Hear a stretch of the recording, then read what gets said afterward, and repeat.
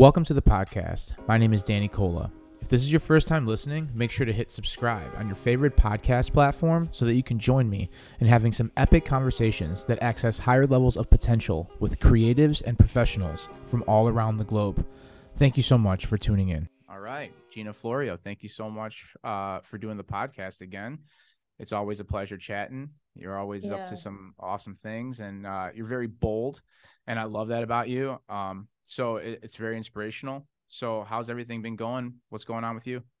Well, thanks for having me again. It's been a little while since we've been able to connect, but things are good. I think things are very different since the last time that we were able to have a chat. So I'm looking forward to catching up and just talking about how life has changed, I think, for the both of us too. Totally. So I also became a parent 3.5 months ago. So I Congratulations. Thank you so much. Now I'm up to speed, and I think we can chat a little bit about the whole process of, being pregnant, going through that whole thing with your partner, having a baby, and then now this baby is into the world and it's never going away. You can't send it back. So now I'm 3.5 months into it. I love every second of it, but it's completely changed my life. So I kind of wanted to pick your brain a little bit about your pregnancy, and then when your baby came into this world, how it shifted your mentality. Talk to me a little bit about that process, being pregnant, and then the changes going in your body, the changes going mentally, emotionally. How was that for you? Pregnancy was a wild ride, which I think is something common that you'll hear from a lot of moms. Pregnancy is different for everyone. I mean, for me, it brought up a lot because my pregnancy was a little bit unique because I was automatically categorized as a high risk pregnancy. Why is that? And so that's because when I was 19 years old, I started taking hormonal birth control. Okay. And it was just I didn't even have a boyfriend at the time. My girlfriends were like, let's just go get birth control. And it's kind of like a rite of passage when you go to college.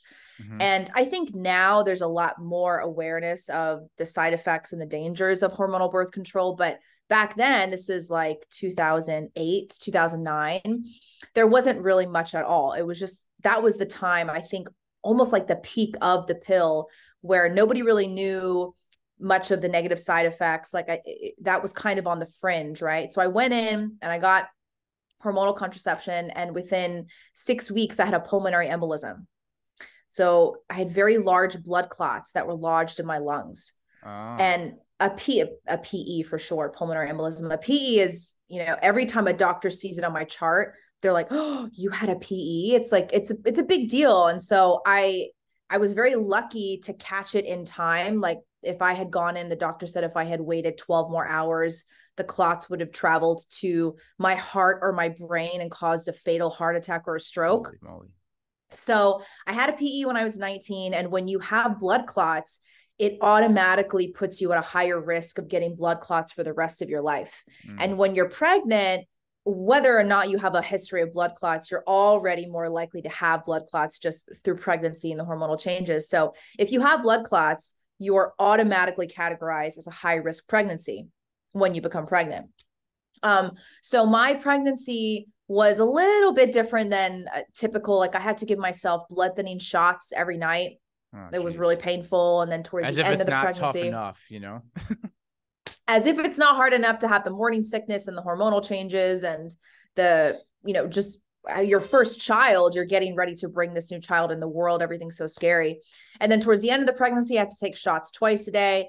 So that was tough because there were, of course, some side effects like the fatigue and added weight gain, and the shortness of breath. Like, blood thinning medication is known for making you very short of breath. And as you get more and more pregnant, which I'm sure you saw with your wife, like, you naturally get short of breath anyway. So I wouldn't exactly say that I loved being pregnant. I'm just going to say I didn't like being pregnant. It was not a fun 9 months for me. Especially when you're someone who's very, very active, you have to change your lifestyle a little bit. Especially in that first trimester, because I found the first trimester to be the hardest. And that's when the hormonal changes are the most pronounced. So that's why a lot of women tend to feel the worst in the first couple of months of pregnancy. So the pregnancy was a little bit not abnormal, for a lack of a better word, abnormal. And then I got COVID my 38th week of pregnancy. Oh, geez. And then I was actually the last person in my family to get it. My husband got it, then my mom, then my dad, then me. Yeah, perfect So timing, right? Right when you're about to pop. perfect timing, right? My belly was really big. And I mean, funny enough, I had the most mild case. I didn't even have a fever. My COVID was actually pretty easy to get over. But this is where it just gets crazy. My mom got really, really sick. Really? She was not, she wasn't able to get many early interventions. Like she got the monoclonal antibodies too late. They say if you get the antibodies in the first 24 to 48 hours, it really works, but she got it a little bit too late because she just didn't have access to it before. So she ended up getting admitted to the ICU on a Monday. And this was after a whole week of her, at the time, my parents were living with us here upstairs in our home. This was after a full week of my mom just being very ill at home, and we didn't know what to do. And I mean, this is a whole different tangent to get into, but that's all you good. know, we were very plugged into what was happening in the hospital system in terms of COVID. A lot of things like people being put on the ventilators without consent, people being given remdesivir without consent, and a lot of these hospital interventions that actually ended up causing people to die from COVID versus the virus itself. Right. And so we were trying really hard not to get my mom to admit my mom into the hospital because we didn't want her to have to, be administered things or coerced into taking things that she didn't want to take. So we even got an oxygen tank at home for her, and we tried for like over a week, but it just got to the point where she was very, very, very ill. So on a Monday, she was admitted to the ICU. The ambulance picked her up, and both my dad and I thought it was the last time we were going to ever see her. Oh, like, my dad was convinced. My dad was so convinced that that was it. Goodbye. My wife of 40 something years, that's the last I'm ever going to see her. So she got admitted into the hospital, and her condition worsened over the next 2 days. And my dad got very, very ill, like psychologically. Like he wasn't physically that sick anymore, but you've heard all those stories of how, like, when the grandmother passes away, it's only a matter of time until the grandfather does, right? Right. Well, it happened to my grandparents just like that, actually. Did it really? Yeah, yeah. Yeah. See, it always happens, not always, but it's more likely to happen that way than the other way around. Sure. So my dad was exhibiting symptoms of a stroke. So we thought that my dad had a stroke. He wouldn't talk. He wouldn't eat. He wouldn't even drink water. He would sit in the recliner chair for hours and hours and hours and stare at the wall because he thought that his wife was going to die. Yeah. And so I'm 38 weeks pregnant. The day after my mom gets admitted to the hospital, I go in for an ultrasound, and they tell me that I need to go into the hospital and be induced into labor and deliver my child because my daughter had a thickened heart valve that was apparently very dangerous and could increase the risks of a stillbirth, like a lot. Oh, so because I was high risk, and because my daughter's heart valve, like there was something going on with the heart valve, I called because I was seeing two OBs. You have a general OB and a specialist OB when you're a high risk pregnancy. And my specialist OB was like, we're going to call your general OB and we're going to strongly suggest that you be induced today. And I was like, hold on. No. I'm like, no. I'm not going in to deliver my baby today. I'm only 30 weeks pregnant. We're fine. But my OB calls me, and he said, he kind of talked to me, and he's not an alarmist type of doctor. He said, however, I'm looking at the ultrasound and the literature here. And he said, if you were my wife, I would bring you in to deliver today. He said, because you have a big baby in there. They estimated that she was 9 pounds, but they were a full pound off. But still, I mean, 8 pounds at 38 weeks is a pretty big baby. So they were like, we're just going to really recommend, and with your risk of blood clots, like, let's get that baby out. And so here I am 2 days after my mom's in the hospital, really thinking to myself that I'm never going to see my mom again. Then I have to go into the hospital and deliver my child, also knowing that my dad is very ill at home. So my cousin had to fly down from New York to be with my dad and help with my father because he wouldn't eat or take care of himself or shower or anything. And then I'm in the hospital with my husband. And so that entire experience was very different from what most women get to have with their first child.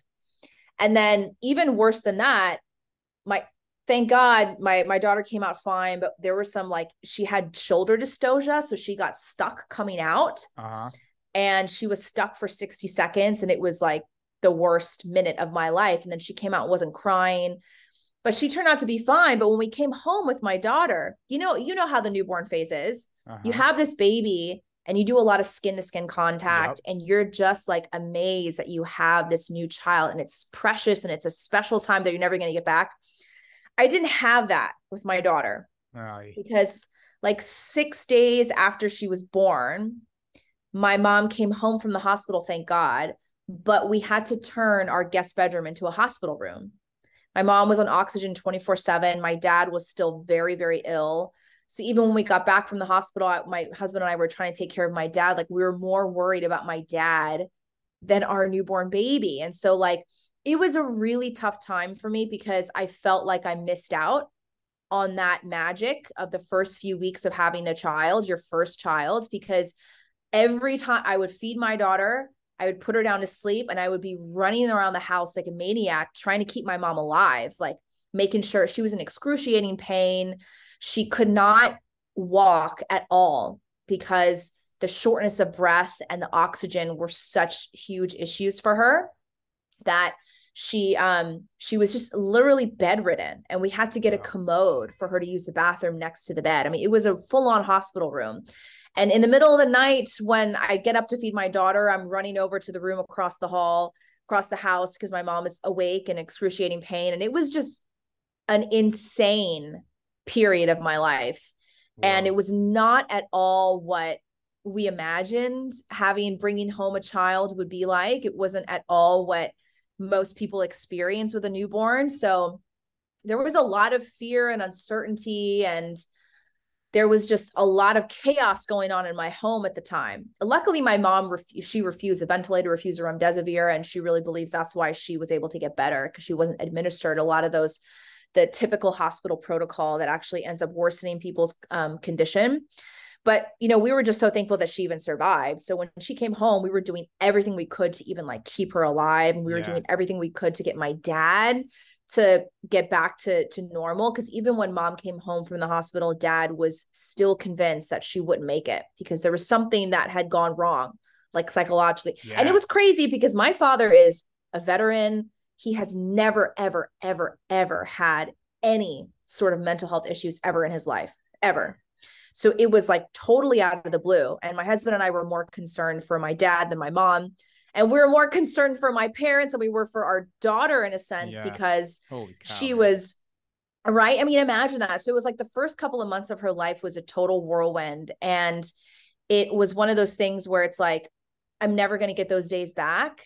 And I almost wish that I had those first few weeks, first few months to like really experience the newborn phase and have that special time. Like, I don't even remember at all in the first month of her life being able to like lie down with her and just like enjoy her, because we were like fighting for our lives. I mean, we were so fortunate that like friends from church, they set up a meal train and they brought us food every single night for a month, because like I was like limping around the kitchen like an hour after I got home from the hospital, like trying to make everyone food because everything was crazy. Like my husband was trying to take care of my dad and there was no one to cook for me. Usually when you come home from the hospital as a mom, or when you just give birth, whether it's at home or the hospital, like someone's taking care of you. Right. There's this quote, I forgot who it's from, but they say, in order to be a mother, you have to be mothered. And so that's why there's always a really big emphasis around gathering around a new mother, making her food, making sure she has water, making sure she's taken care of. Like I didn't get that. So it was a really stressful time for me. Long-winded way to say that it was not at all what we expected. But I think what it did was that it really showed me and my husband that if we can get through this, we can get through anything. And I think my daughter was born into a storm. And I think God just gave us a very easy newborn phase in terms of my daughter, because she was so easy. She would just sleep and eat and sleep and eat for the first like 3 months and didn't give us any trouble. And then it allowed us to really focus on everything else. So yeah, our experience was not typical, but it was a pretty wild ride.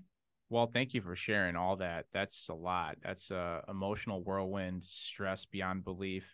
And then on top of it, you got to learn to be a mother and raise this child. And it's tough, man. Holy cow. So how's your mom doing now? Is she up and running, doing her thing back to normal? But dad too?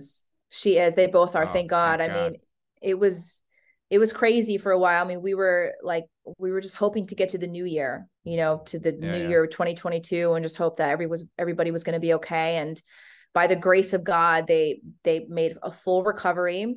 I was getting warnings from friends, like a good friend of mine was a nurse for many years.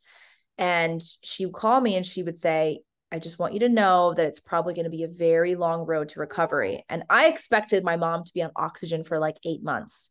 But within 2 months, by the end of 2021, she was just getting off of oxygen. She was starting to walk again. But it's a wild experience, when you see a parent very ill. Yeah. It really puts you in touch with a lot of things. It puts you in touch with your own mortality. Because growing up a lot, I mean, I'm sure you can this will kind of resonate with you when you're a kid, like your parents are invincible. Like you think that your parents are going to be there forever. And sometimes as you get older, you forget that they're human and they're going to be sick and they're going to grow old and they're going to die one day. And it really forced me to think long-term about our family and think about what do we want life to look like for us, because we were really on the precipice of losing mom. So yeah, it was a lot, but I think it really brought our family closer together. And it was honestly, it's crazy. It was the best thing that ever happened to me and my husband in terms of our marriage. Like it brought us so close. And it was one of those things where you don't, it's hard to explain when you go through really, really difficult challenges with your husband or with your wife. It brings you so close together, and it fosters a type of intimacy that can't be achieved in any other way. Yeah, I agree. Through the suffering, there's growth. Through the resistance, there's growth. Hormesis, I think, is the term. What doesn't kill you makes you stronger. And you have to do that. You have to get through those types of situations together with folks. That's why community is so important. It's one of my values.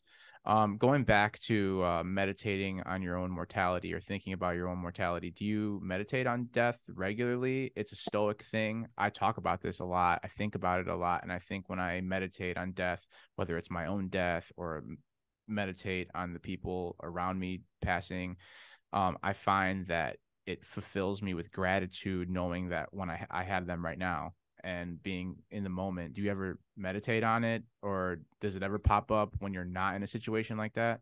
Yeah, that's an interesting question.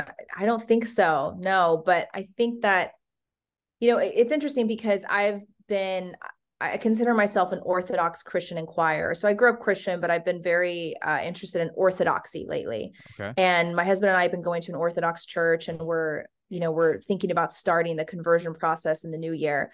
But one of the things about ancient Christianity, so, Catholicism and Orthodoxy, is that there's a lot of history in ancient Christianity where, for lack of better terms, like people will get almost like obsessed with death. They're very, very aware of their own mortality, and they will pray and meditate on their mortality and on death.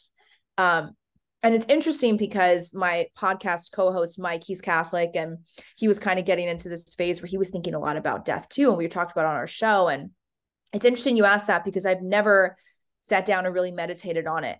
But I think that there is a lot of value to that, because I think what we saw during the COVID pandemic is that people are really afraid of dying. 100%. Which, of course, everyone's afraid of dying, but it was like this elevated fear, like almost like a phobia of death. People cannot accept the idea that we're going to die one day. Yeah. That's why I think practicing thinking about it or meditating on it, whatever that means to you, just taking deep breaths and thinking that this life is finite. We're in this body. It's a loner. We connect with folks via the internet or in person, and at some point it's all done. But I do think that it does make us inherently stronger when we think about, hey, this isn't forever. What we have now is what we have, and now is the infinite present moment. It's interesting. The term samadhi also means getting good at death or getting good at dying without really dying. And, you know, you can have these types of experiences with like deep, what do you call that? The deep breath of fire, holotropic breathing. You can get to a point where you're kind of almost tripping, thinking you're going to die. You could also instill that moment on psychedelics as well, but it's getting good at dying without actually physically dying.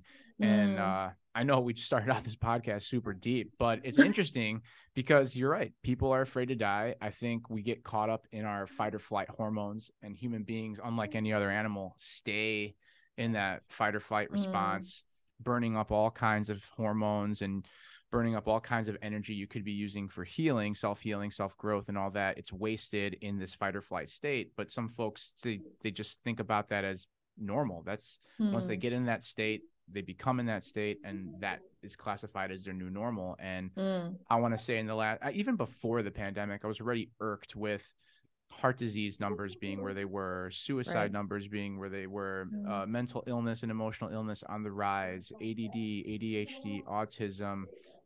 I think I said diabetes, but Alzheimer's, neurodegenerative diseases in general, like all this is going up. Now we got this pandemic, and now there's this virus that you can contract, airborne, and die, and schools are closed. Everything's closed. So that just heightened everything. And now 3 years later, almost, we're in this reprieve, but now we're going to be suffering these repercussions of what the pandemic was, the stopping of the school, the not being able to see your family in the hospital. You can't have organized events. You got to stay 6 feet apart, double mask, all this stuff. It's just like I think, have yet to see what some of these repercussions are. What are your thoughts about that?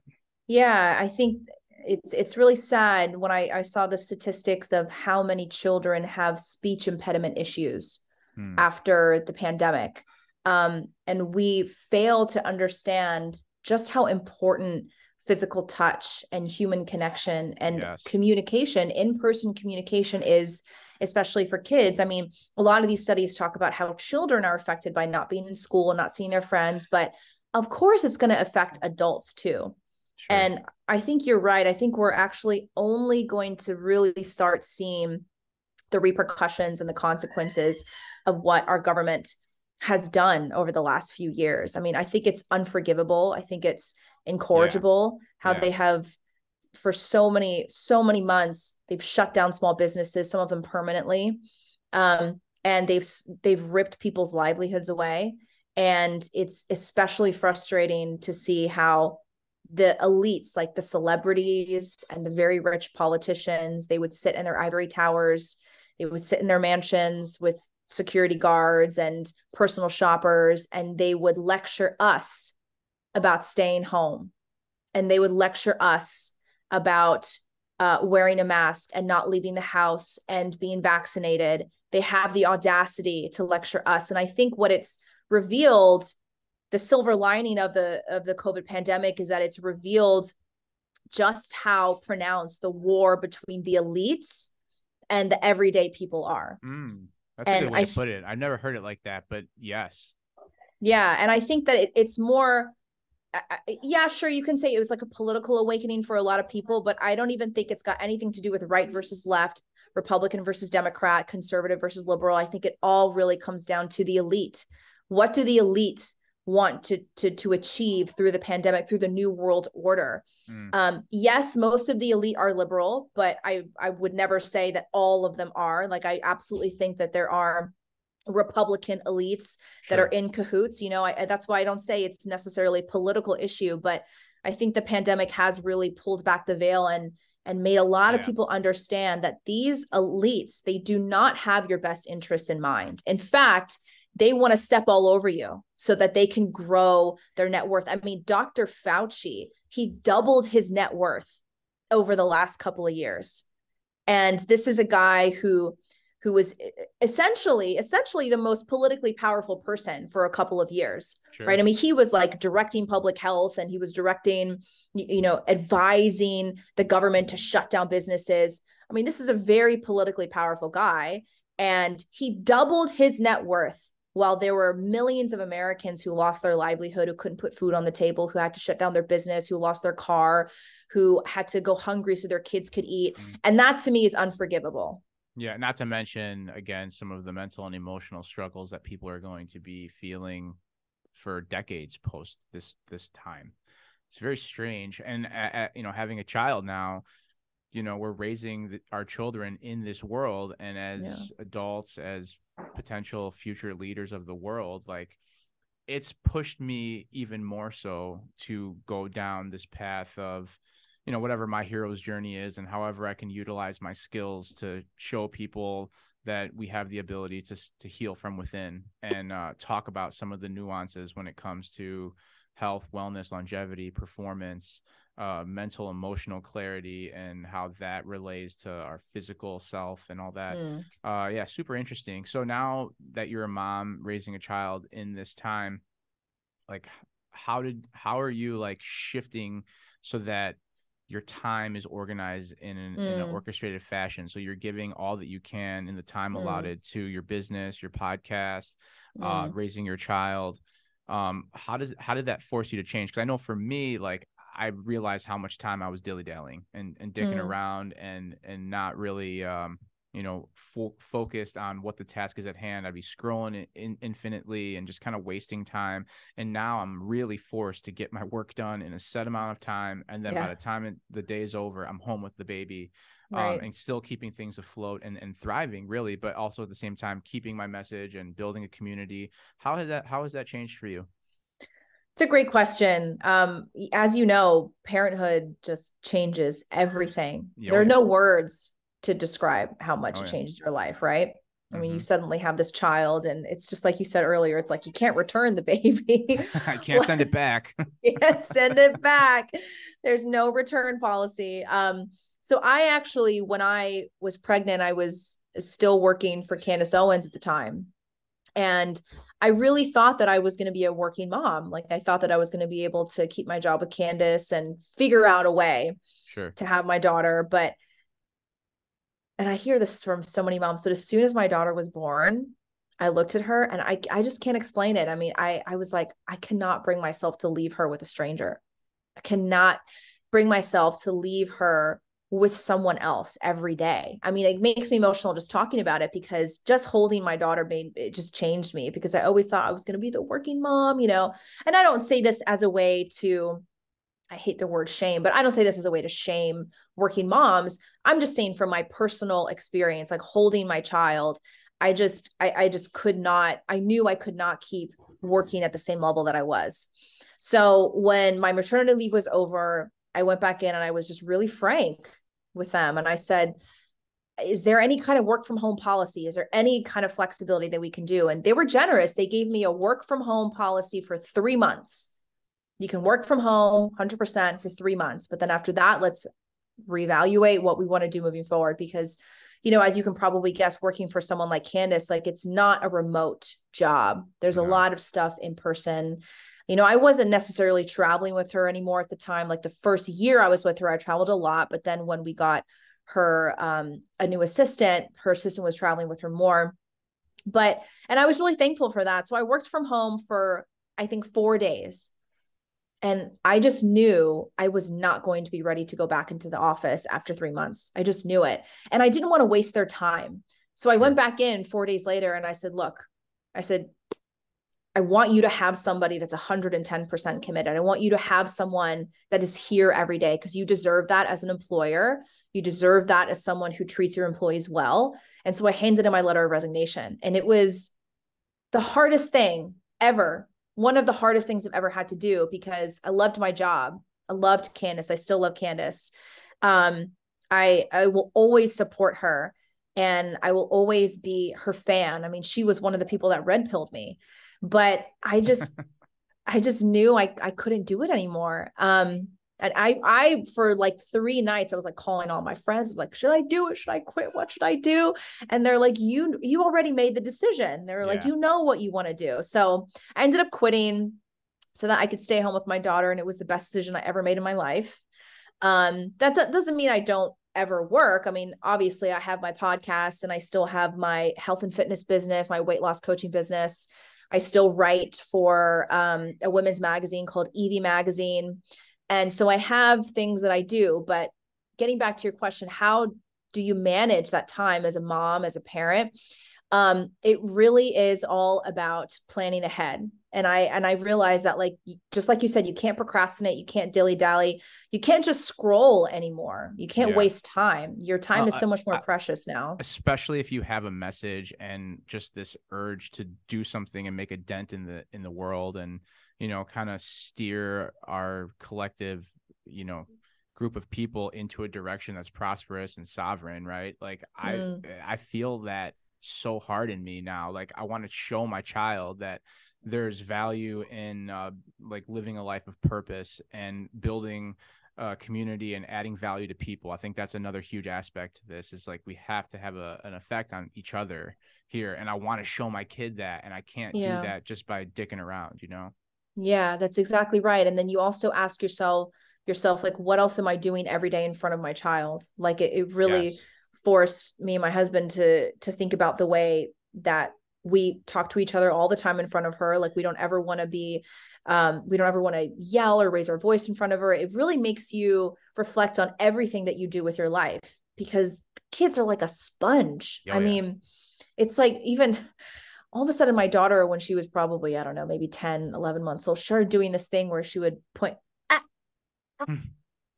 And we were like, what is that noise? And then I realized that when she's going to do something that she's not supposed to do, I say, no, and so she just picked up on it, and she was doing that to the dog too. Like, she was like taking something away from the dog. I mean, they pick up on everything that we do. So it really forces you to step back and ask yourself, what am I doing? Who am I? What are my actions? Because, you know, at the end of the day, we're just the sum of all of our small actions that we do in a day. Oh yeah, that's the truth. And, you know, the influences from our parents and our mentors, and the news we watch, the information we take in, the people we hang around with, like, yeah, everything those kids are picking up. It's very wild, very interesting. Yeah. Let's shift a little bit about your podcast. So the first couple times we chatted, you did not have a podcast, I don't believe. I think you were just a writer. I think you were, you know, doing the fitness stuff. So what prompted you to start your own podcast, and how has it been going so far? It's been going great. It's such a fun passion project. I think I always wanted to do some kind of podcast or show. And so my friend Mike, he's my co-host. I met Mike when I was working for Candace, and he has photographed her a few times. And so we worked on a couple of projects together for Candace, and we just quickly became friends. And he's been here in the Nashville area for, I think, 3-4 years, maybe even longer. So when we first moved down here, we just kind of connected, and we were chatting about the content that we like and the podcast hosts that we like. And as we started talking more and more, we were like, hey, you know, I think there's kind of a space here that's missing. So Mike and I are, you know, we're conservative, we're Christian, but we increasingly saw more and more that there is this mainstream conservative space happening. Like, another term is like conservative ink, right? So of course you have the right, but you have the mainstream right. And there are a lot of things coming out of the mainstream right that Mike and I independently on our own disagreed with, and that we don't see eye to eye with a lot of the mainstream conservatives. And so we thought to ourselves, there's definitely a space here, and there's definitely a space for people like us who are young parents. Like, he and his wife have a daughter who is a year older than our daughter. So, you know, we're young parents, and we have young children, and we see things a little bit differently. So for example, like, mainstream conservatives are, they talk about conservatism being low taxes, limited government, and individual autonomy, which, yeah, those are all things that we can talk about and we can support. But the more and more that I read about the founding fathers, and the more and more I read about the early conservatives, like Edmund Burke is a great example, the more I realize that Edmund Burke, he's a great one, Edmund, Burke with an E on the end. There's a really great book called Edmund Burke, the first conservative. And when you read about what the conservative movement originally was, and the conservative movement that really influenced the founding fathers, you actually see that it's very different from what the mainstream conservative movement is today.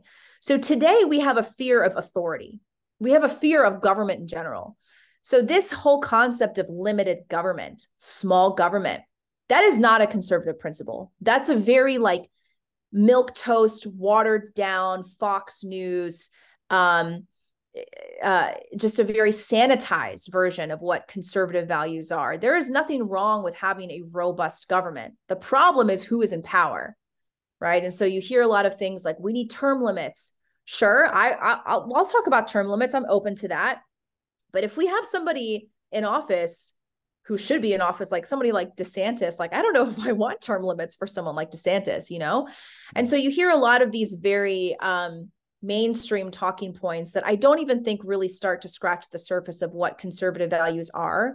And I think that sadly, a lot of mainstream conservatives have bent the knee to liberalism and to the ways of the progressive ideologies over the years. That is really disappointing. So Mike and I, we were looking at the landscape, we were listening to a lot of the podcast hosts, and also realizing that these conservative media companies, they censor their show hosts.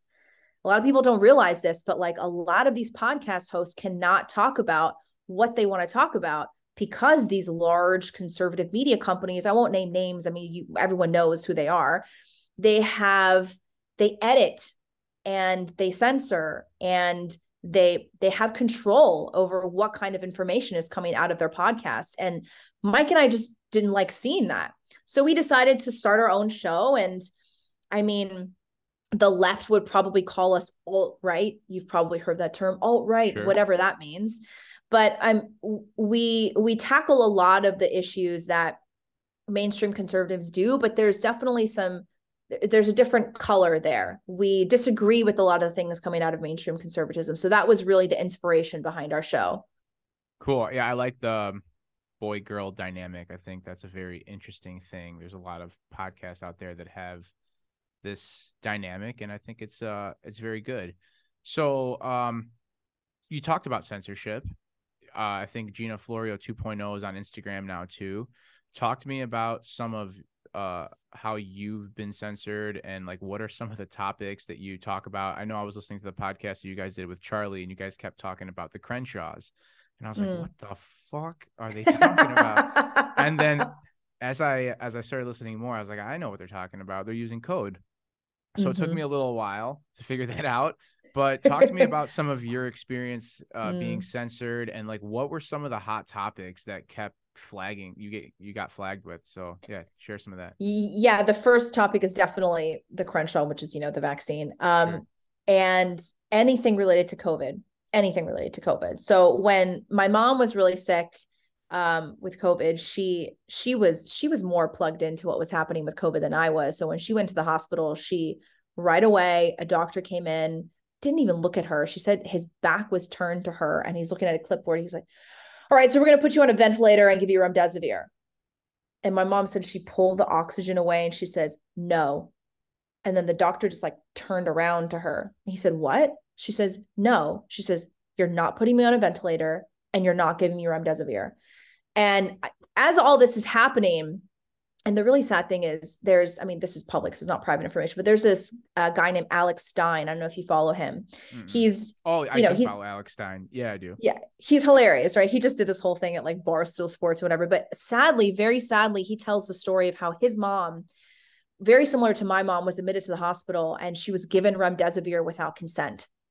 And she very sadly passed away. I hear stories like that and it just really hits home because that could have been my mom. And that could have been her. We could have lost her. But my mom is such a firecracker. And she knew what was going on with the COVID scam that she refused all of those interventions in the hospital. And we really believe it saved her life. But all that to say is, as all this is going on, anytime I talked about COVID, flagged, shadow banned. And the shadow banning started on Instagram because I would talk about COVID in my stories. And it's really obvious when you get shadow banned on Instagram because the views on your stories drop significantly. Yeah. So at the Yeah. time I was getting like 12,000 views on my stories, and then it dropped to like 3,000, like that. So that was one of the first things that we were getting flagged for. And then as 2021 went along, it was all the trans stuff. Okay. And that is where I refuse to back down. I refuse for a lot of reasons as a woman, and especially now as a mom. Yeah. Because you see these people coming for children. And this is where I'm like, you know, I'm not, when I got pregnant, I always joke with my friends, I was nervous about being a mom because I don't have like a very tender personality. You know, I'm not like a tender, like nurturing. I have my own way of nurturing. But a friend once said to me, she was like, you know, Gina, she was like, you're the kind of mom that if someone messed with your kids, you would fucking kill them. And she was like, that is a very motherly, like nurturing trait. And I was like, yeah, that is kind of me. And so when I see all this trans stuff of people coming after kids and indoctrinating kids and teaching them there's no such thing as a girl or a boy and you can choose whatever gender you are, and it's all social construct bullshit. Right. Gender. This is my favorite one. Gender has nothing to do with what's between your legs. Okay. That one is just like, okay, yeah, let's open up the insane asylums again, please. So as all this trans stuff is happening, I'm getting furious, more and more furious. And I just started speaking out more. And so I was getting shadow banned on Instagram. I started a TikTok this year. I really didn't want to, but we started a TikTok, and within, I think, a month, I got permanently banned on there. Permanently banned. And then on YouTube, we have our show on YouTube. And over the last, I would say 3 or 4 months, we're getting seriously shadow banned there too. We get messages every day from people who follow us, who subscribe to us, and who have our post notifications on. And when we post new episodes, they don't even get notifications anymore. And so our views were really going down there. So I noticed that it's a couple things. It's COVID, it's the trans stuff. Let's see if there's any other big topic that really, really gets us flagged. I think those are the two big ones right now. Anything, but, you know, kind of related to the trans stuff, anything related to the LGBT agenda, anything related to LGBTQ, whatever it is, all that stuff gets flagged and shadow banned. What are your thoughts about the future of social media and being connected with your audience? Like, you don't want to let that dictate your income. You don't want to let that dictate how it gets your message out and the people that you connect with. So do you see an alternative mode? I know I interviewed Justin Rezvani, who is the CEO of Zion. Have you heard of Zion? I don't think so. It's a new social media platform that is still very in its infancy stage, I guess. Okay. But it's built on Bitcoin and the Lightning Network. So the idea is that you are directly connected to your audience and you can make transactions back and forth. So if you like something that you see, then you can pay people with Satoshis, which is like fractions of Bitcoin. And if you share something, so basically it's a decentralized network where you're able to get paid and pay other people via the social media, I guess. That's my basic understanding of this. And when I heard about this, I was like, wow, okay, this could potentially be the future next 5-10 years. But there still has to be this wiggle room where the old world of social media exists and this new one starts to rise up. I don't think it's going to be just like this switch over, because now you got to educate people on this blockchain technology. The hosting is separate. So like you have to be hosted through your own node, which is, again, another thing that I don't know so much about, but you have to have your own host at your house with you, and that's how Zion helps you up. And it's a $12 a month thing, but basically at the end of the day, you're automatically connected to your audience via this network, and there's no middleman like YouTube, Instagram, TikTok, or anything that can shadow ban you or completely deplatform you. It's very interesting. That is really interesting, and I think it's a good question to ask, like, what does the future of social media look like, and how can we continue to connect with people in meaningful ways as the banning and the censorship gets worse and worse. Yeah. And the way that I have found is the most useful is using social media as just the entry and then funneling people into a more private platform. So like I host my health and fitness group on Mighty Networks. Have you heard of Mighty Networks? No. What is that? Yeah, it's basically, it functions kind of like as a Facebook group. You just have this platform where it's a community. You can post photos, videos, you can do live streams. You have like different sections and topics where, I have like a topic of recipes and live streams and fitness and all that. Oh, cool. And then that allows you to connect more meaningfully with your followers. And also you still own their data. Like you don't own any of your followers. Right. If they wipe your Instagram, like that's done. You're never going to get in touch with these people again. But somewhere like Mighty Networks or even Locals, which is Dave Rubin's platform, you have their emails, like you have their information. So you can still connect with them. And the same thing is like email lists. And so for right now, I think that's really the only answer and the only sort of alternative. But it's an unfortunate thing because the whole purpose of social media is to connect with people, right? Connect with people that you don't see in person every day. But that's becoming more and more impossible because you're not able to reach the same people that you used to have connections with, and it's unfortunate. And I think Elon Musk taking over Twitter is kind of a boost of encouragement because you see him like putting people back on who have been banned, and you see him taking care of a lot of the bot issues. But it's tough because big tech is a big whale to fight against. Yeah.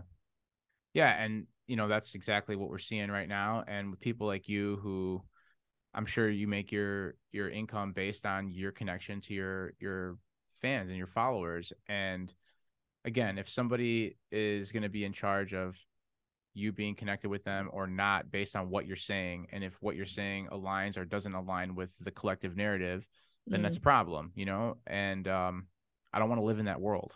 I don't want to grow, I don't want to raise my kid in that world. And if we can do something to make a change, I want to make a change, or at least talk about some of these things that people are encountering. A lot of folks in my local network or in my local community that come to my gym, they all have normal jobs, 9 to 5, mostly. Some of them run their own businesses and what have you. But not a lot of people are making their money via the internet and, selling courses or putting out content or have a podcast or advertisers. Like, that's a lot of people in my online community, that how they make their income. And I just think that, again, I don't want to live in that world where somebody can just be like, oh, we don't like what you're saying. Wait a minute. What? Yeah.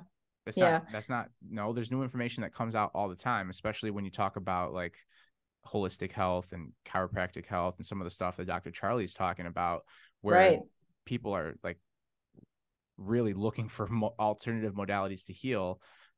They're going to tell you, no, you can't talk about this. I don't want to live in that world. Yeah. And Charlie was telling me of how he was so shadow banned with his first Instagram account that people couldn't even tag him anymore. Like, you get to a point where Instagram will like send you a notification and they'll say that, we have put restrictions on your account because you violated whatever. I mean, just the concept of fact checkers is so heinous. I mean, once you dig deeper into who these fact checkers are, you realize that, and this is something that Candace did a couple of years ago. She dug deeper into who are these fact checkers? What are these companies that Facebook partners with, right? These fact-checking companies are owned and operated by people who used to work for CNN, literally, not even exaggerating. These are people who used to have a very heavy hand in the media, in mainstream media. And then these are the same people, the same liberal elites who are now controlling the fact-checking companies. And so Charlie was telling me that he got this notification on Instagram and your account's been restricted. And so I couldn't even tag him and stuff. His friends couldn't even tag him. So he ended up just creating a brand new Instagram account. Yeah. And within weeks, he had thousands of followers and his story views were going through the roof. I mean, it's just so unfortunate that especially someone like Charlie, who has the knowledge and the willingness to help people improve their health and improve their life, like, he's not even allowed to connect with his followers because some fact checker at a big tech company didn't like the fact that he was talking about vaccines. Yeah. It's a upside down world we live in, especially we want to, I know that my mentality, and I picked it up from Charlie, is he genuinely wants to help people. Yeah, he genuinely wants to put a message out there that allows people, at least just the idea that, hey, there's another way that I can go about treating my illness, my disease, finding out what the root causes are. I mean, like that to me is very interesting. And then you talk about trauma, right? Little T trauma, big T trauma. I call them macro and micro traumas. And just kind of understanding that and how that affects your physical self. Like the emotions translate to the physical body. And I think with the way that he orchestrates his muscle testing and his like hand, whatever he did, hand modes, right. So my chiropractor, I got connected with a chiropractor that was doing all this stuff too. And I was like very fascinated by this and I wanted to learn more. And I started going regularly every 2 weeks for just a tune-up. I just feel like, you know, we're going through our everyday life. We get thrown out of balance by stupid things, the way we sit, the way we hold our bags, the way we're moving weights around, you know, weird shifts. And every so often we need to get tuned, just like a musical instrument needs to get tuned to allow energy to flow through us fluidly, right? And not get stuck in our organs, not get stuck in our tissues. And like, there's real information here that, you know, the Western medicine folks completely dismiss. And people are confused today, so confused. And there's information out there that could be accessed, but then there are big companies out there and people that are stopping that message from being sent. And I just think it's backwards. And I don't know what to do here. So I look for alternative ways to put out information. I want to have conversations like this to talk about what some of those alternatives are. So like, what do you think the future of humanity looks like in the next 20 to 30 years? Do you feel like we're going to go up in numbers when it comes to heart disease, diabetes, mental, emotional illnesses, neurodegenerative diseases? Like, do you feel like it only goes up, or do you feel like there has to be a change and allow for healing to happen and allow for growth, new connections to be made, new policies be made? Like, where do you see us going in the next 5 to 10 years? Let's just say 5 to 10, because things change so fast and rapidly. I really want to be positive. I really want to be optimistic. I like to think that we have seen a shift. Another silver lining of the COVID pandemic is that it's forced a lot of people to be very skeptical of the conventional medical system. And I think it's about time. It's about time that we stop with the God complex of medical doctors. You know, it's about time that we stop looking at these doctors as if they're these infallible figures who can never be wrong. Totally. And just the phrase, trust the science. Like, I can't even believe anyone fell for that science. I follow the science. I remember hearing that from a lot of smart people. And I was just like, wow, we're so much more backwards than I thought. Yeah, I know. I mean, science is literally like, it's meant to be questioned. Like that's the whole purpose of science. There was this really funny meme. I'll have to send it to you where it's like scientists 50 years ago, they're like, I can't wait for someone to challenge my hypothesis. And then like scientists today are like, if you challenge my hypothesis, you're a racist or something. And it's like, science is meant to be discussion. It's meant to be discovery and ongoing discovery. And I think that it was the great thing about the COVID pandemic is that it really made people skeptical of doctors, conventional medical doctors, and the system in general, because you realize that like a lot of times, very sadly, for example, and this is not a way to bash all medical doctors and say they're all horrible, but the fact of the matter is most doctors, whenever they go to medical school, they are not taught really anything at all about nutrition. In fact, it's like these doctors will spend 4 weeks maximum or whatever, 8 weeks, whatever it is, learning about nutrition. And so when you go to a doctor, they're not asking you if you go in with like aches and pains, or if you go in with like some sort of autoimmune symptom or symptoms or something like that. They don't ask you what you're eating. They don't ask you how much you're sleeping. They don't ask you how much sunlight you're getting, what your stress levels are. They don't ask you any of that.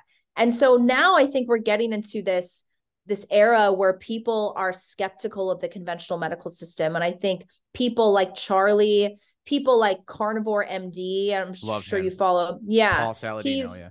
Paul Saladino. I mean, I think that these very large platforms are helping people understand that most of the information that comes out of the conventional medical system, and most of the information that comes from public health organizations is it's either total nonsense or it has been intentionally manipulated by certain organizations. So a great example is, like, I wrote an article for EV Magazine a couple of weeks ago about how a lot of the research in the 60s and the 70s pointed to saturated fat being the cause of heart disease, right? Yeah, that was no, I was just going to say that sugar companies paid for that exactly to be the thing. Yeah. Exactly. And then you learn that the Sugar Association paid $50,000 to every scientist in a study to say that it's butter and meat that causes heart disease, not sugar or seed oils. And so I think that in the next 5 to 10 years, we're going to see more interest in holistic healing. We're going to see more interest in alternative ways of treating illnesses and chronic illnesses. I mean, I think now at this point, it's 6 out of every 10 Americans have a chronic illness, and 4 out of every 10 have 2 or more chronic illnesses. Yeah. I mean, that's crazy. How much do you think having a purposeful vocation has to do with, like, how your overall health and wellness is? That's a great question. I think that having a purpose and having meaning, I think it really contributes to overall health and physical health, because this is the thing about the era that we live in now. People like to separate mental and physical health. They pretend like they're separate things. Yeah. Your physical is inseparable from your mental, which is why we talked about this a few months ago when we had Zuby on our podcast. You probably know Zuby, rapper, entrepreneur, who, Real Talk with Zuby. Real Talk with Zuby. And he went to a deadlifting competition in the UK and identified as a woman, and then, like, shattered the record. He actually did that? He actually did that. Hilarious. He actually did that. But when he was on our show, we were talking about how I really believe that people in our society today a lot of people have no real meaning. And I think that when you remove people from organized religion, this is my opinion, when you remove people from organized religion, it removes them from organized communities and a structured sense of morality. And then when you break down the nuclear family and you have a lot of single moms raising kids with no father in the home, and you have rampant pornography that is taking fathers emotionally away from their wife and from their children. And then you have a generation of children who are addicted to social media, who don't get outside in the sun. And then you have all these people who have no meaning in life. We see more people than ever who are unmarried and childless. I'm not saying that every single person in the world needs to get married and have children, but I think that many, many, many, many more people should be getting married and having children than the ones that actually are. I think those numbers need to increase. And just like Elon Musk talks about this, the birth rate is declining. We're not even at replacement level right now.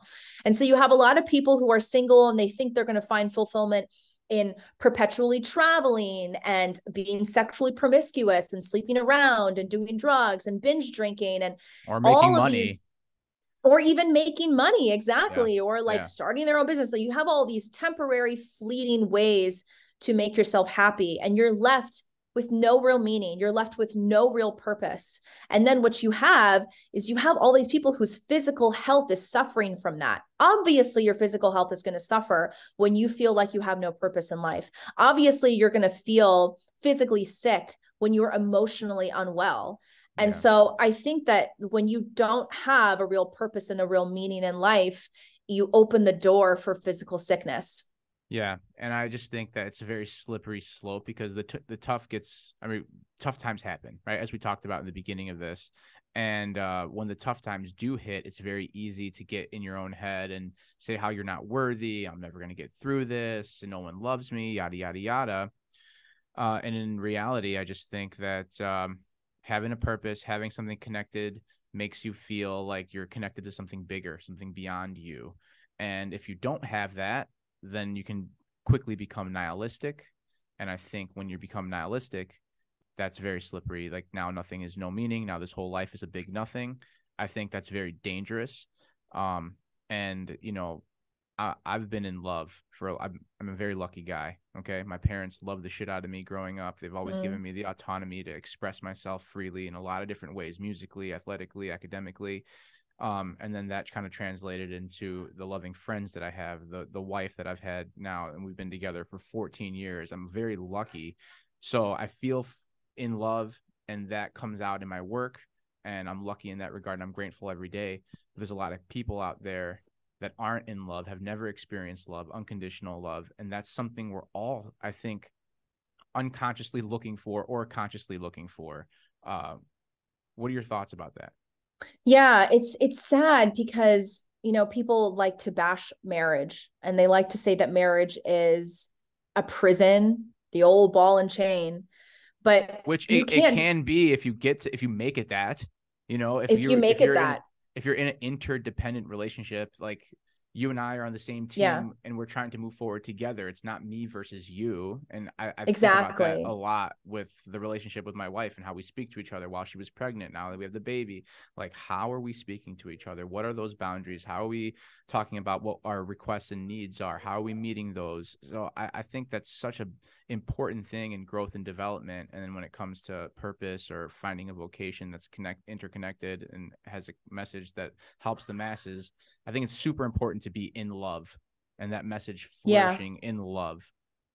Yeah, I think so too. I think love it's such an important thing. And sadly, because of the hookup culture that is rampant in America, we have discouraged marriage. We have discouraged motherhood and fatherhood.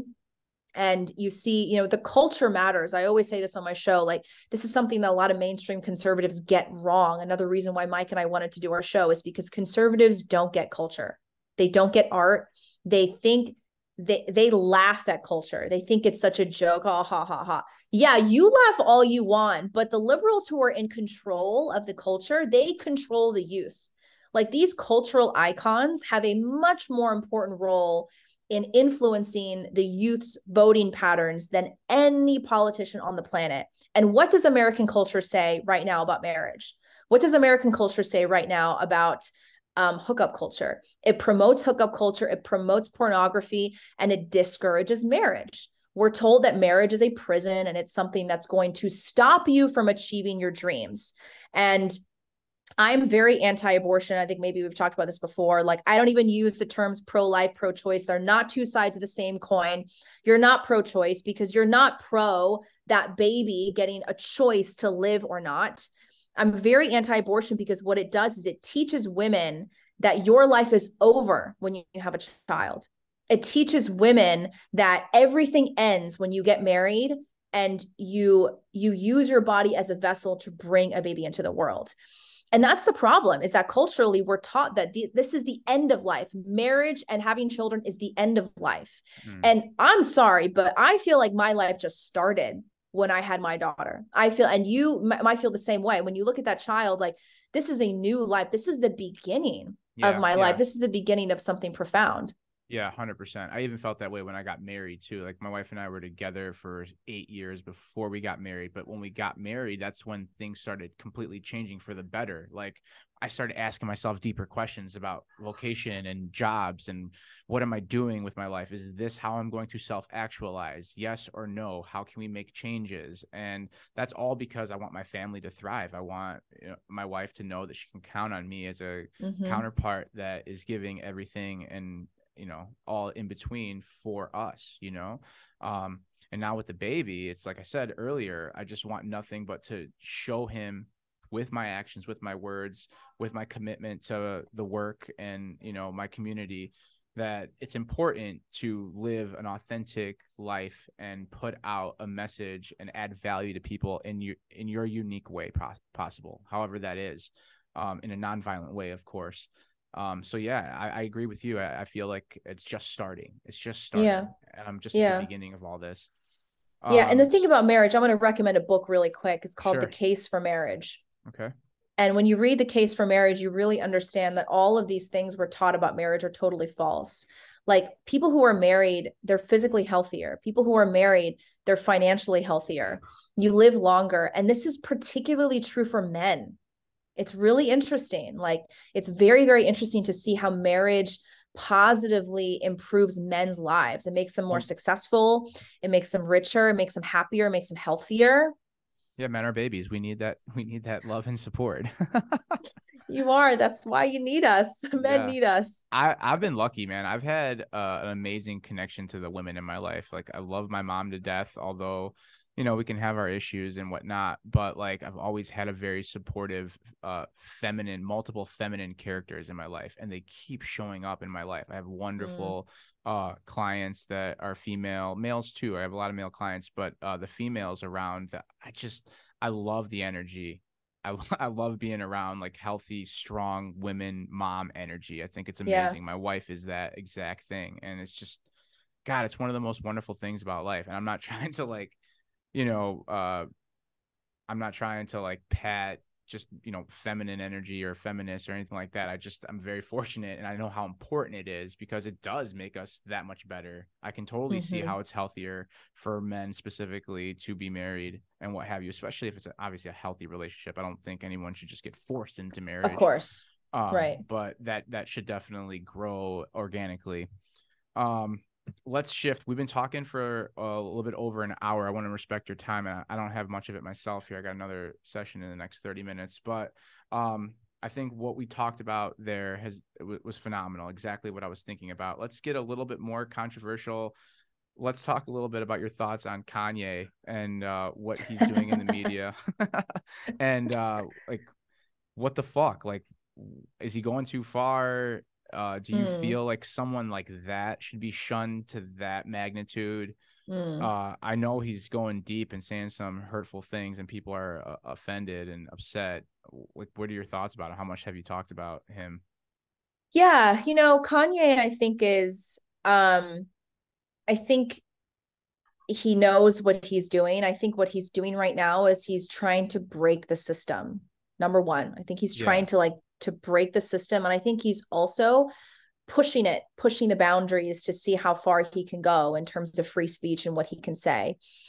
However, I don't want to dismiss what Kanye is saying as if he's just a crazy madman. I will say this is a very difficult topic. And this is one of the things that I think a lot of mainstream conservatives are too afraid to talk about, which is one of the reasons why Mike and I started our show. I think that you do have to admit that there is a group of very, very, very, very powerful Jewish people who are controlling the media, controlling record labels, and in many ways controlling the political elite in very serious ways. And do you think he says all that? Sorry to cut you off, because of like his experience in the media from the time he was young and all that he's experienced with music, and not to mention like being involved with the Kardashians, who are probably one of those elites that we're talking about, or pretty high up and or connected with some of those elites, and he's seen some shit. But the way he's communicating that message seems to not resonate with the masses. Right. Yeah. I think that he has seen a lot. I think that he's been controlled a lot. I mean, his money was seized, and he's been in the industry for a very long time, and he's seen a lot. So I think that he's angry, and I don't blame him. So I think what he's really doing is he's trying to pull back the veil in a way. And I think that at some point we have to really be honest and ask ourselves who is in power, who was controlling Hollywood, who was controlling the media. And I don't know if you are familiar with Nick Fuentes, who is no, but I'll write it down. Yeah, Nick Fuentes is now working with Ye. He's very young, maybe 23, 24. He's a young conservative guy who is seriously one of the most politically persecuted people in conservative media. He was one of the first people to get banned from every platform. He had $500,000 seized by the government. He isn't even allowed to put his money in banks anymore because he says certain things that are considered too controversial. And one thing that he talks about, and it's important because he's on Ye's team. So he's helping Ye understand the power structures that Ye has personally experienced for a long time in Hollywood and the media. And the reason why it's important for people like Ye and Nick to talk about the Jewish media specifically, because you hear a lot of people like, well, just say if it's just individual people, just say their individual names. Yeah, just say people. Stop saying the Jewish media. it matters that they're Jewish, and here's why. So people like Ye and Nick, and I'm very much in this camp too. They want to see a more Christian nation. So people don't like to admit, this is something that will never be admitted in schools, but our Constitution was founded on biblical principles. We were founded on Christian values. The idea that, where do our rights come from? Our rights don't come from the government. Our rights come from God.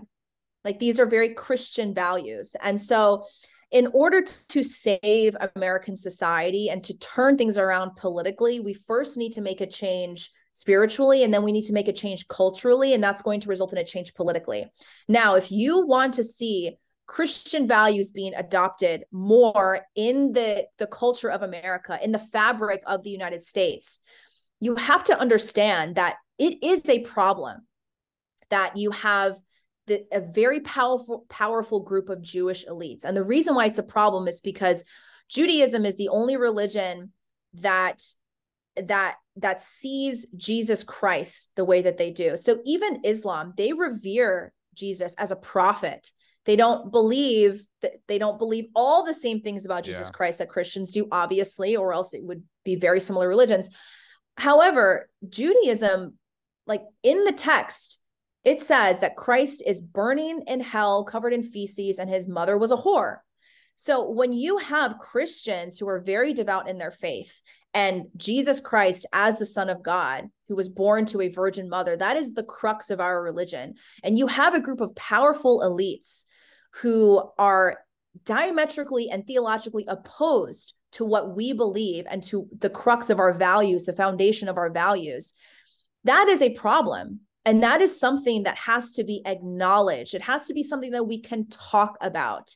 And sadly, I think that we've seen with people like Nick Fuentes, we've seen with people like Ye, that you're not allowed to talk about these issues. And you should be able to at least approach the topic, because it does matter. And when you have a group of people like Ye and Nick who want to see a more Christian nation, who want to see us return to Christian values because they really believe that that's what's going to turn the country around for the better, and you have a religion that is diametrically opposed to what you believe theologically, like, that is a problem.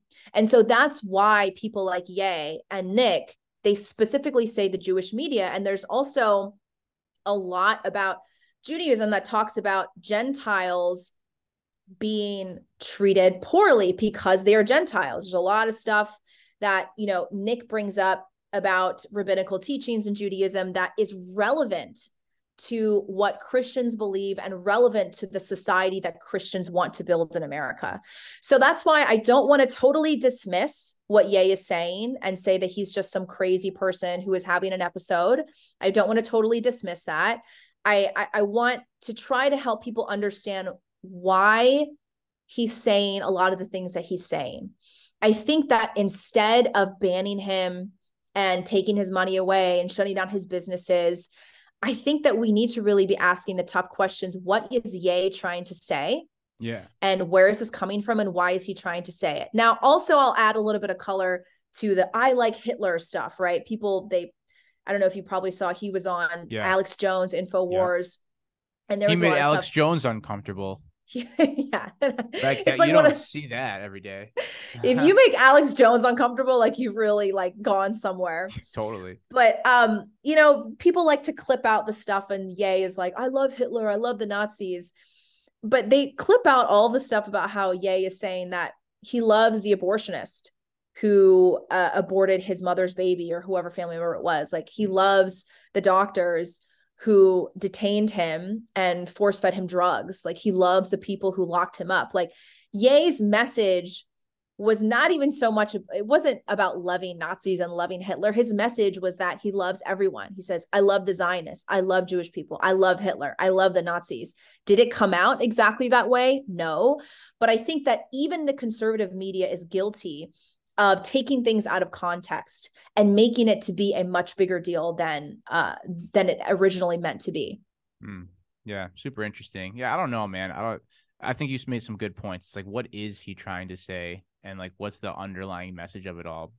Oh, and take all the other minutia aside. Like, where is all that energy coming from? Like, what is he trying to warn us about, or what don't the masses understand that he's really trying to get out that's getting lost in translation? Yeah, super interesting. Let's see, what else do I have on my list here? You made a lot of physical changes, you know, losing weight, putting muscle on. You have this understanding on how to do it. And I don't want to take too much of your time, but like, is there a process that you go through? Do you put your schedule out on a paper? Do you know exactly what you're doing when it comes to lifting weights, your diet, you're managing your quiet time, what makes you happy? Do you put all this stuff out? Do you write? Do you have a schedule that you follow religiously to make those physical changes in your body? Yeah, it's a great question. I wish that I had more of a written schedule for my training because it's what I used to have. But honestly, still, nonetheless, post pregnancy, like you've lost a lot of weight and you're like super fit and like, yeah, you look like you didn't even have a kid. It's just, you made that change pretty quickly. But yeah, sorry, I cut you off. Go ahead. Yeah, I mean, but thank you. I really appreciate that because I did Sure. work hard. It's not easy to go through pregnancy. I mean, I gained like 45 pounds, maybe even more during pregnancy. Like I was big. But when I was losing the weight postpartum, I did not follow like a specific schedule or a specific program. Like I did it a little bit more intuitively, but that's only because I have spent so much time in the past few years, several years. I mean, I've been in the fitness world since 2013. That's only because I spent so many years having a schedule, having a program, so that I had an understanding of what portions look like. I have an understanding of how much protein I should eat at each meal. I have an understanding of like what 10,000 steps kinds of feels like each day. You know what I mean? So that's why I don't recommend for most people to just go like, follow your intuition, like do what you think feels right. I do think that having a program and having a schedule and having specific training goals and nutrition goals really, really, really helps.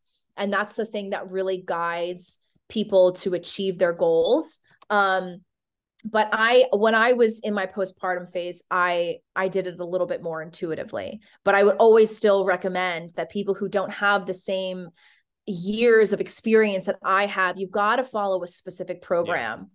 Yeah. Well, you got to reprogram your own, you condition yourself rather, to get yourself in, to get at least get the wheels going to, make those changes and be consistent and follow that Monday through Friday or whatever that might be. Yeah, very good points here. Gina, you're a fun interview. I love connecting with you. You're very passionate, and it was an easy interview to do here. And it was very thank you, very Danny. fun.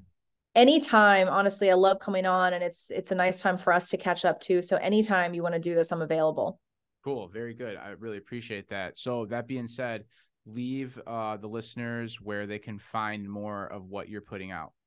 Yeah. So on Instagram, you can find me GM Florio, GMFLORIO. That's really the main place I'm at these days on Instagram. On TikTok, you can find me at Florio Gina. And then on YouTube, our show is called I'm Doing Great. So you can just go on YouTube and search I'm Doing Great podcast, and you'll see us on there. And you can, of course, listen to our audio version on Apple, Spotify, or wherever it is that you download audio podcasts. Cool. Awesome. Guys, Gina is amazing and doing great work, and unapologetically as well. And I think we all should live a little bit more of an authentic life. I think that definitely contributes to your health and wellness and your longevity and ultimately your performance. I feel like it's definitely clear that you're putting out this message that comes from your soul. And that's why I resonate with people like you. And I ask you to come on and just kind of learn about how you're doing life. So I really appreciate you. Thank you. And I look forward to connecting again. Awesome.